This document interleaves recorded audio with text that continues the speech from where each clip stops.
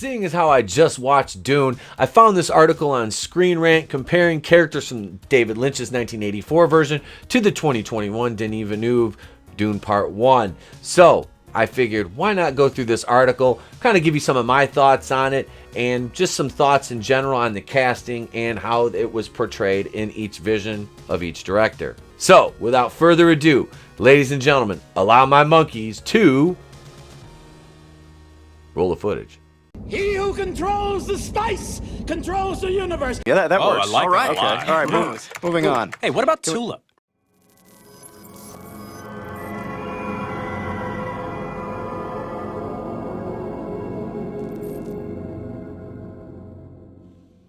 Here we are, Screen Rant. We're going to talk about this article today, comparing the 84 cast of David Lynch's Dune to the 2021 Denis Villeneuve version of Dune, which I just watched on HBO Max, and I'll be going to the theater to check out this week, because from all the reviews I've heard, you have to see this on the big screen to fully appreciate the scope and scale of it, which even though I have a 70-inch TV, I can agree with.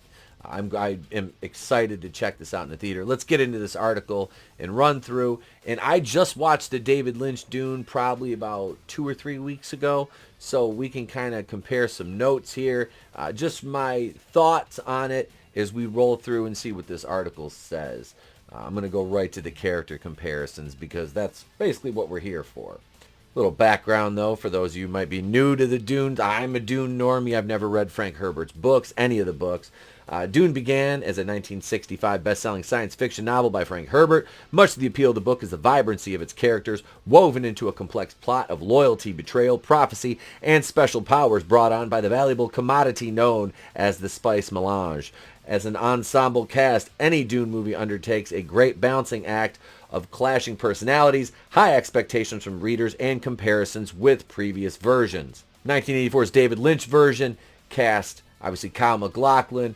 2021, we have Timothée Chalamet. And seeing Chalamet compared to MacLachlan, the size, MacLachlan's not a big guy, but Chalamet is definitely not a big guy. He is very small and slight. There's even a joke that Duncan, Idaho, played by Jason Momoa, makes. He grabs his arm, he's like, because he's really Paul's closest thing to a friend, and he grabs his arm, and he's like, did you gain some muscle?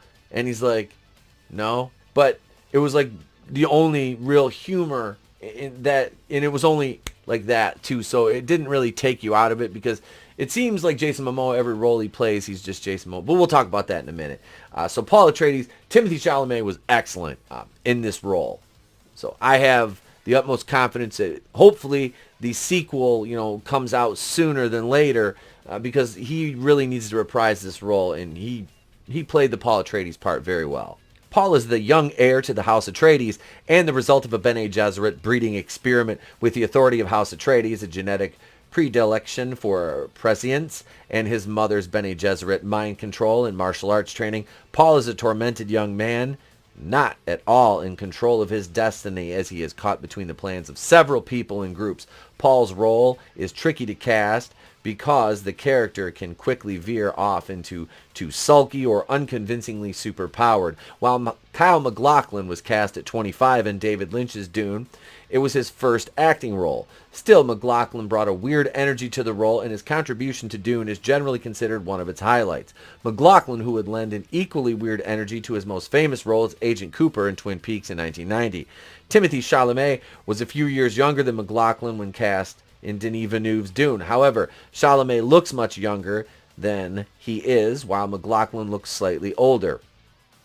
This is important, as Paul Atreides is only 15 years old during the events of Frank Herbert's book. In comparison to MacLachlan at the same age, Chalamet is a veteran actor, having appeared in more than 15 films before landing his role in Dune, and proves to be an excellent choice for young Paul, bringing necessary moodiness and gravity to his scenes. Lady Jessica Atreides, this is played by Rebecca Ferguson in the Denis Villeneuve version, and let's see, the actress that played in Lynch's iteration was Francesca Annis. The version, Villeneuve's version, again, Rebecca Ferguson killed it. She was wonderful. I never got the sense, and knowing who the Bene Gesserit were, because I do have some friends that are very into Dune, so in the books, more or less, so they know that lore and, the backstories of more of these characters than I do, and she was on par in the Denis Villeneuve version with her power set as being part of the Bene Gesserit. So I really enjoyed Rebecca Ferguson's portrayal. Baron Vladimir Harkonnen, Stellan Skarsgard on the one side, and you have Kenneth McMillan on the other side, and Lynch. Lynch's version was more of a Cronenbergian style, whereas Skarsgard was evil, intellectual genius villain. You know, it was both of them had their standout moments, but to me, the dark with the tone of Villeneuve's movie, I give the edge definitely to Stellan Skarsgård in this. He was terrifying, evil, and just very calculating, very much more calculating than the Kenneth McMillan iteration, which was much more of an impulsive nature, it seemed. And now maybe that's just the way it came across to me, but that's just the vibe I got from watching his performance and the way he was written as on the other side looking at Skarsgård. Duncan, Idaho, the swords master for the Atreides family. You have Jason Momoa and Richard Jordan. This is not even close. Richard Jordan was such a non-factor in the Lynch one, and his death was so just an afterthought almost for somebody who was so important to the story. And the article alludes to, you know, Duncan Idaho being the Han Solo of this story, and that's kind of the vibe I got from Momoa. Now, as I said earlier when I was talking about Paul Atreides and his relationship with Duncan Idaho, it's the closest thing to that Paul has to a friend, and Jason Momoa plays this like you would expect Jason Momoa to play this. You know, he has that moment where he makes, you know, a joke about Paul being, you know, very skinny, and there's just the nuances and the mannerisms and just everything that is Jason Momoa that, you know, he kind of always bleeds personally into his roles, which some actors, it's going to happen more than others. He is just, this is the character he has to play. But he was good. He was very good, and he was much more prominent, and I wonder if they're going to do what I've found out they did with him in the books, because the character is so popular. Moving forward, if they get the sequel, which please get the sequel to this because it was so good. But yeah, so Duncan Idaho, the Denis Villeneuve version, much better. Duke Leto Atreides, played by Jürgen Prochnow in the 84 version. You have Oscar Isaac on the other side. This again, this man was doomed from the beginning of the movie. We knew it. Oscar Isaac brought it in this role. Absolutely shined. After seeing Oscar Isaac in a few other things, Ex Machina and Star Wars, it's like, and obviously X-Men, Apocalypse, which was insane because it didn't even look like him.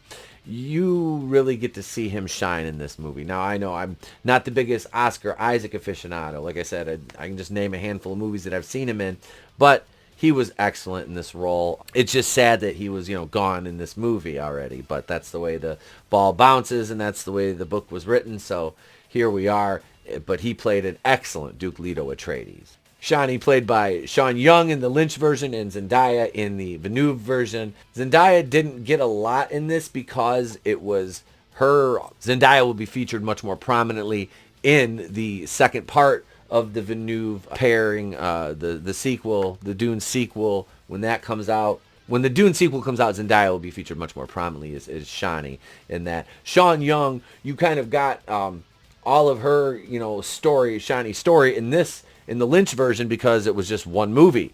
And they had to just sandwich everything in there, which really did the source material no justice, speaking on behalf of people who know. But like I said, the 84 movie was, to me, when I saw it, like I said, I want to say I was probably like about 8 years old, so it was about 4 years after it came out. And this is after seeing the original Star Wars trilogy and, the many movies that would come out after that were kind of trying to be in the style of.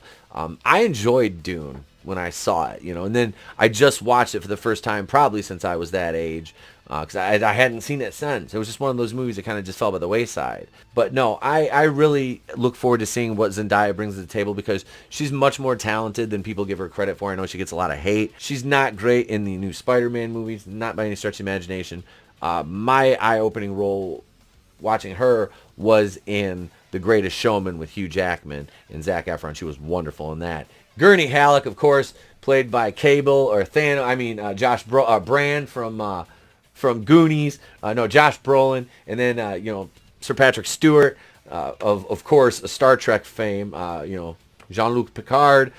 This was a stark contrast in stylings and appearance. I really like both these actors a lot.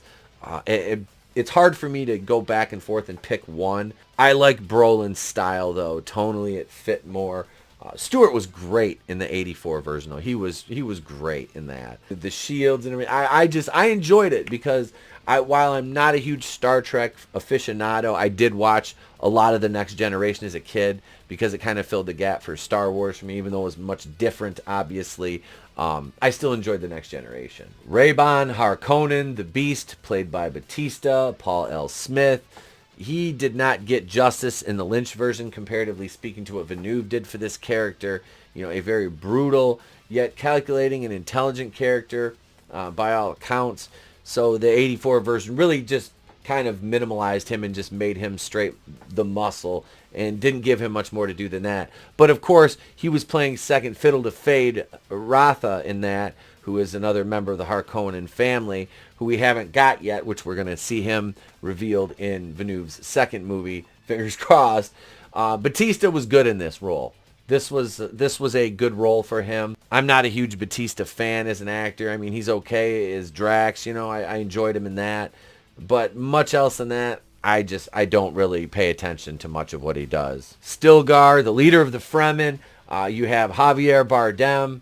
I was waiting for him to walk when he showed up at when the Atreides occupied the city on Arrakis, where they're behind their wall when Stillgar came in to meet with Leto. I was waiting for him to ask him how much was the most he lost in a coin toss. Everett McGill played Stillgar in Lynch's version, and he didn't really get to shine. Nothing came through. The first thing I remember Everett McGill from was Silver Bullet. Gary Busey and Corey Haim, when he played the priest who was turning into the werewolf and killing everybody. And that's all I could think about when I was watching Dune a couple weeks ago. The David Lynch one was, no, it's the werewolf guy. It's the werewolf priest. But no, Javier Bardem was good in this.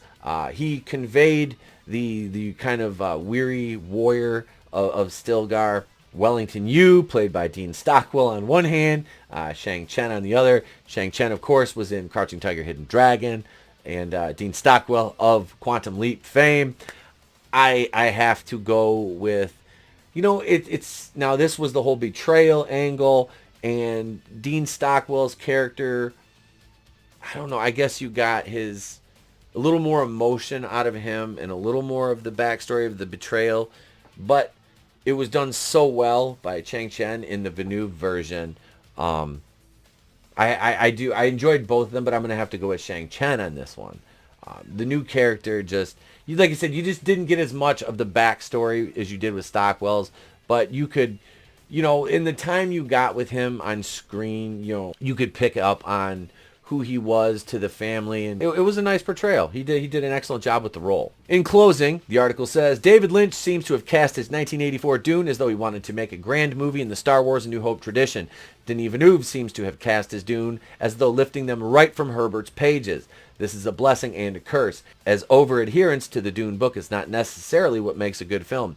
Villeneuve gives the audience rich characters to balance the sometimes dry content of the Arrakis desert, and while they may not be as cult-friendly as Lynch's characters, the casting of Villeneuve's Dune couldn't be more on point when compared to Frank Herbert's vision. In closing, my thoughts on the 1984 David Lynch Dune versus the 2021 Denis Villeneuve Dune as far as casting goes, I obviously have to give the edge to Villeneuve. His casting choices were, by all accounts, on par with what the interpretation of Herbert's vision was.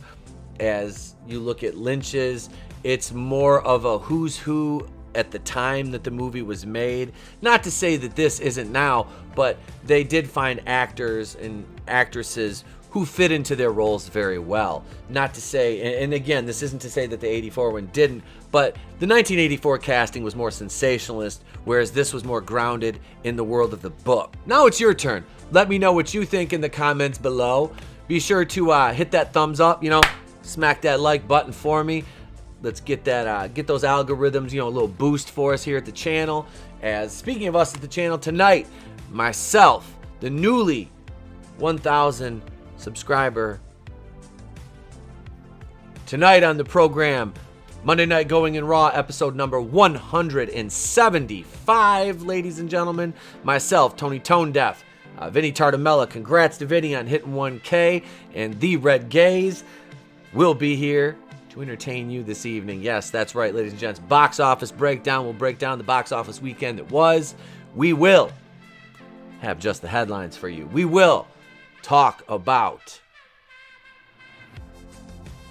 We'll be talking about the Eternals, a little bit more about the Ruby Rose scandal, and we'll just have a great night, a good time, and so join us, 8:35 Eastern right here. Wednesday night on the program, Going Rogue, episode 41.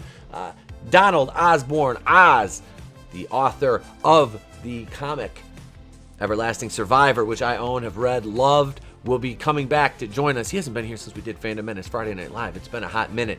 And making his debut on the program also Wednesday night will be Kai MFS. So yes, that's right. You've seen Kai in the intro to the shows.